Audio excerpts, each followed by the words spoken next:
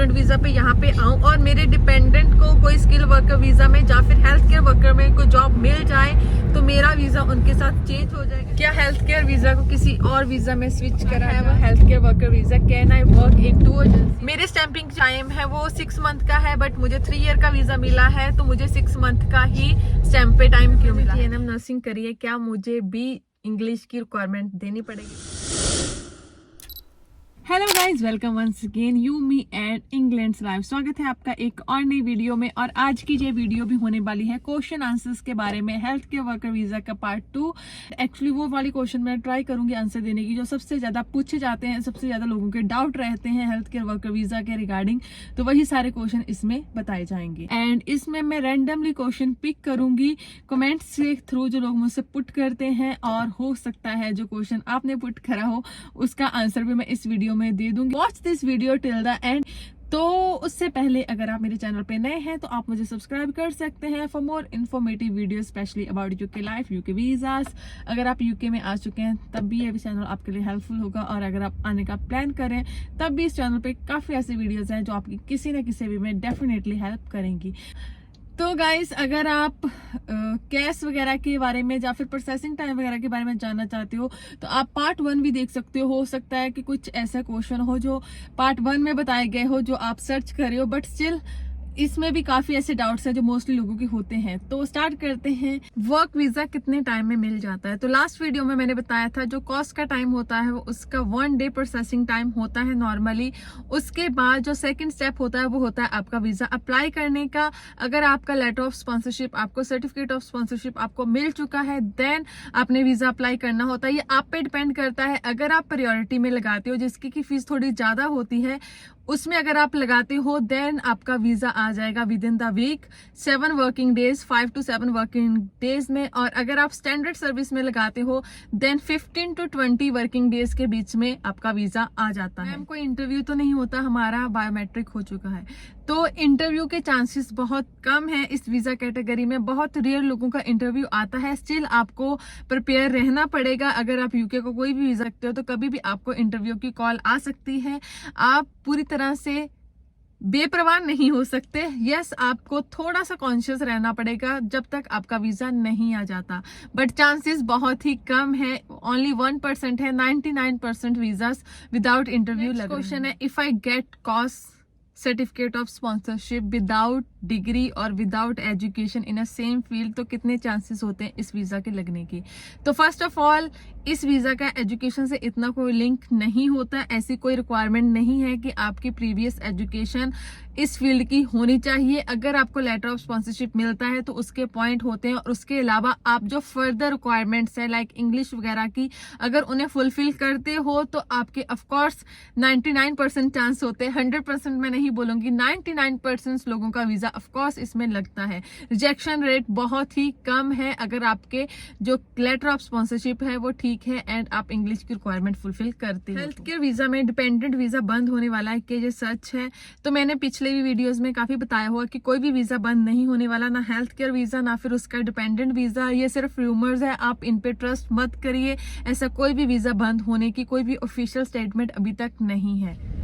Work visa पे क्या interview होती है एयरपोर्ट? यस, आप किसी भी वीजा कैटेगरी पे अगर यूके आएंगे तो आपसे कुछ क्वेश्चन तो पुट करे जा सकते हैं, तो आप पहले से प्रिपेयर होके आए। इसमें कुछ ज्यादा नहीं होता। बेसिकली आप जिस भी वीजा कैटेगरी पे आ रहे हो, फिर चाहे वो स्टूडेंट हो, फिर चाहे वो स्किल वर्कर वीजा हो, उसी के रिगार्डिंग ही पूछा जाएगा, लाइक आपकी कंपनी नेम। इसके बारे में मैंने ऑलरेडी डिटेल वीडियो बनाई हुई है जिसका लिंक मैं डिस्क्रिप्शन में मेंशन कर दूंगी, तो आप उसे भी देख सकते हो। एंड रही बात स्पाउस की, क्योंकि स्पाउस को एज सच इसमें कोई ऐसी इंग्लिश रिक्वायरमेंट नहीं देनी होती, तो अगर उनको समझ नहीं भी आता तो इतनी प्रॉब्लम नहीं है, क्योंकि मेन एप्लीकेंट उनके साथ ही होता है, तो वो अगर उनको आगे बता देगा तो वैसे तो स्पाउस से इतना कुछ पूछा ही नहीं जाता, मेन एप्लीकेंट से ही पूछा जाता है। एक क्वेश्चन जो किसी ने पूछा है, डोमिसिलरी केयर और रेजिडेंशियल केयर में से कौन सी बेस्ट रहेगी? तो दोनों के अपने बेनिफिट है और अपने एडवांटेज डिसएडवांटेज है। डोमिसिलरी केयर आपके लिए अच्छी रहेगी अगर आप लॉन्ग शिफ्ट नहीं चाहते, स्पेशली अगर आप फैमिली वाले हो, बच्चा वगैरह है आपका, तो ये केयर आपके लिए बेस्ट रहेगी। उसका रीजन ये है कि काफी ब्रेक्स इसमें मिल जाती हैं, काफी आपके पास टाइम होता है ट्रैवलिंग का, और अगर आप अपने घर के पास से ये काम कर रहे हो तो काफी इजी रहेगा। और ऑन द अदर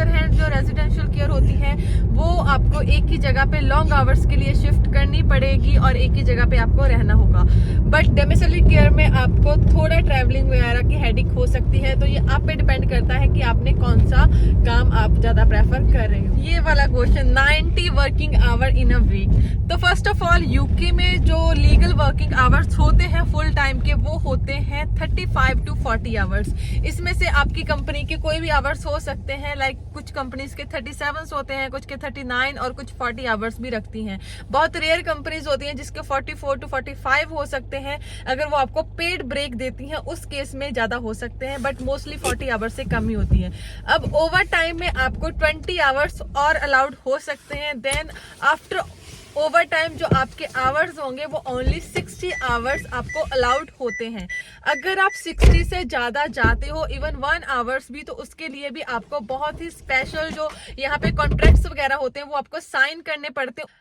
उसके बिना आप उससे ज्यादा काम कर नहीं सकते लीगली यूके में, स्पेशली एक जॉब में। तो अगर आप 90 आवर पूछ रहे हो, ये नेक्स्ट टू इम्पॉसिबल है, specially in a one job. ये बिल्कुल भी पॉसिबल नहीं है, आपको आपकी कंपनी इतने आवर्स दे ही नहीं सकती लीगली। और अगर आपको कोई ऑफर कर भी रहा है लीगली इतने आवर्स, तो वो आपके लिए भी प्रॉब्लम हो सकती है, बिकॉज आपके आवर हर चीज आपकी मेल में लिख के आएगी स्पॉन्सरशिप की। तो प्लीज बी वेरी केयरफुल। मैंने जीएनएम नर्सिंग करी है, क्या मुझे भी इंग्लिश की रिक्वायरमेंट देनी पड़ेगी? Yes of course. अगर आपकी जीएनएम नर्सिंग इंग्लिश में है तो आप उसे नैरिक के थ्रू उसे ट्रांसलेट करवा सकते हो, उसका सर्टिफिकेट ले सकते हो।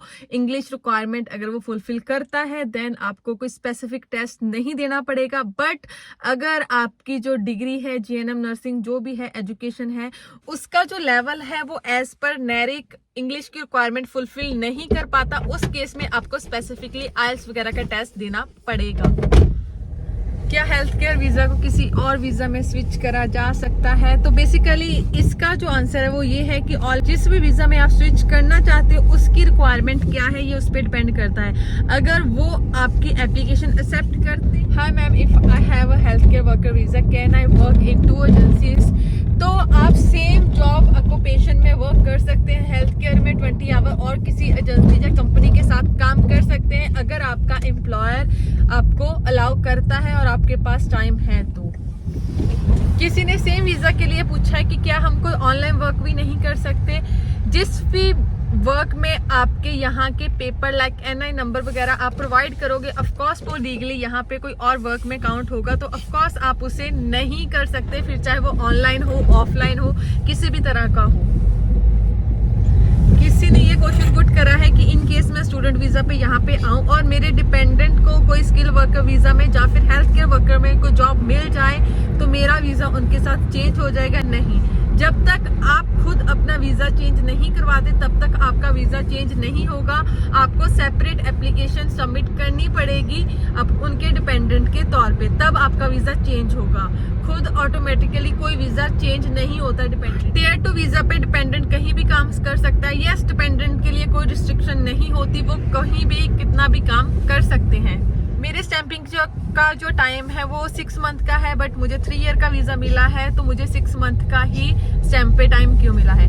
तो गाइस, जो यूके में आपकी स्टैंप लगती है पासपोर्ट के वीजा के टाइम, वो ओनली एंट्री की स्टैंप होती है। इट मीन्स कि उस जो आपका टाइम पीरियड है 6 मंथ, 3 मंथ, 4 मंथ, जितनी भी देर की वो स्टैंप लगी है, जिस डेट से वो स्टार्ट हुई है उससे पहले नहीं, और जिस डेट में वो एंड होगी उसके बाद नहीं।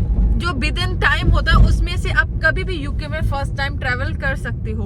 और जब आप एक बार यूके में पहुंच जाओगे देन यहाँ पे आके आप अपना बीआरपी कलेक्ट करोगे, जो कि आपके वीजा का स्टेटस आपको बताएगा। तो जो स्टैंप होती है वो वीजा की स्टेटस नहीं बताती, वो ओनली आपकी एंट्री के लिए स्टैंप होती है कि उस टाइम से लेके जिस जो आपकी एंडिंग डेट है उस टाइम के विद इन आप यूके में एंटर कर सकते हो। इसी के रिगार्डिंग काफी लोग इस चीज में भी डाउट में होते हैं कि लाइक सम टाइम जो स्टैंपिंग का टाइम होता है वो काफी लेट होता है, कुछ लोगों का 15 दिन, कुछ लोगों का मंथ्स भी लेट हो सकते हैं। तो लोग पूछते हैं कि क्या हम इस डेट से पहले ट्रेवल कर सकते हैं? नहीं, जो आपकी स्टैंप पे टाइम है स्टार्टिंग, उससे पहले आप ट्रेवल नहीं कर सकते। उस डेट को या उस डेट के बाद ही आप ट्रेवल कर सकते हो। कुछ ऐसे टॉपिक, कुछ ऐसे क्वेश्चन जो कॉमनली पूछे जाते हैं, मैं कमेंट से तो नहीं उठाऊंगी। वैसे अर्निंग के बारे में काफी पूछा जाता है, तो अर्निंग जो बेसिकली होती है यहाँ पे हेल्थ केयर वर्कर वीजा की जो कॉन्ट्रैक्ट सैलरी होती है वो मिनिमम होती है 20,500, उसके हिसाब से आप कैलकुलेट कर सकते हो। सम टाइम कंपनीज आपको ज़्यादा भी ऑफर करती हैं, और जो यहाँ पे आवरली पे रेट है वो है 10 समथिंग और 13 तक आपको मिल सकता है हेल्थ केयर वर्कर वीज़ा के तौर पे मोस्टली कंपनीज में। और डोर टू डोर केयर में कार जरूरी है कि नहीं, ये भी काफ़ी पूछा जाता है। बहुत ज़्यादा काफ़ी कंपनीज कार को प्रेफर करती हैं जिनके पास लाइसेंस है और खुद की कार है, बट कुछ कंपनीज ऐसी भी होती हैं जो विदाउट कार भी काफ़ी जो यहाँ पे वर्कर है उन्हें रिक्रूट कर लेती हैं। बट मोस्टली कंपनीज की डिमांड होती है कि आपके पास फुल ड्राइविंग लाइसेंस हो यहाँ का। अगर हमारा डिवोर्स हो जाता है तो क्या मेरा वीज़ा रहेगा, किसी स्पाउस ने ये क्वेश्चन पुट करा है। तो फर्स्ट ऑफ ऑल, आपकी जो शादी है वो इंडिया में हुई है, आप एज ए डिपेंडेंट यहाँ पे आने के लिए वो जस्ट सर्टिफिकेट यूज़ कर रहे हो, तो यहाँ पे आपकी शादी वगैरह का कोई इतना इशू नहीं होता अनटिल अनलेस जो आपका स्पाउस है, आपकी वाइफ है जो मेन एप्लीकेंट है, बिकॉज वीज़ा उनका है, आप उनके डिपेंडेंट है। अगर कल को उनकी कोई शादी या उनका कोई ऐसा प्लान होता है या फिर किसी भी रीज़न के कारण अगर वो UKVI को इन्फॉर्म करते हैं, उस केस में आपका वीज़ा कैंसिल होने के चांसेस होते हैं, बिकॉज आप उनके साथ डिपेंडेंट है तो मेन वीज़ा उनका है, उस टाइम पे आपको प्रॉब्लम हो सकती है। और सिमिलरली आफ्टर 5 ईयर अगर आप इस वीज़ा कैटेगरी पे ILR का सोच रहे हैं, तब भी मेन एप्लीकेशन है जो आपके जो मेन एप्लीकेंट है उसकी जाएगी और आपकी एज ए डिपेंडेंट जाएगी। जब तक आपको ILR नहीं मिल जाती उस टाइम तक आप एज ए डिपेंडेंट यहाँ पे रहेंगे, एंड जो मेन एप्लीकेंट है वो ऑलवेज वो रहेगा जो यहाँ पे वीज़ा लेके आया है। तो अगर आपको ILR मिल जाती है उसके बाद तो कोई इशू नहीं है, बट अगर उससे पहले अगर आपकी वाइफ जो भी आपका स्पाउस है सेकंड पार्टनर को यहाँ पे रजिस्टर करने के लिए इन्फॉर्म करता है UKVI को, उस टाइम पे आपके पास लीगली वीजा नहीं होगा। तो गाइस, ये थी आज की video regarding health care worker visa. Hopefully आपके काफी डाउट थे जो इसके थ्रू क्लियर हो गए होंगे। स्टिल अगर आपका कोई डाउट है तो मुझे कमेंट सेक्शन में मेंशन कर सकते हैं, मैं ट्राई करूंगी कि मैं उसका आंसर दे पाऊं। और आप मुझे उसके अलावा इंस्टाग्राम पे भी फॉलो कर सकते हैं for more short videos, and आप मेरा जो फेसबुक का ग्रुप है उसे भी ज्वाइन कर सकते हैं, उस पर भी मैं काफ़ी अपडेट्स वगैरह शेयर करती रहती हूँ और आप दूसरे लोगों के साथ भी उस पर कम्युनिकेट कर सकते हैं। तो मिलते हैं नेक्स्ट वीडियो में, till then keep subscribing, bye bye.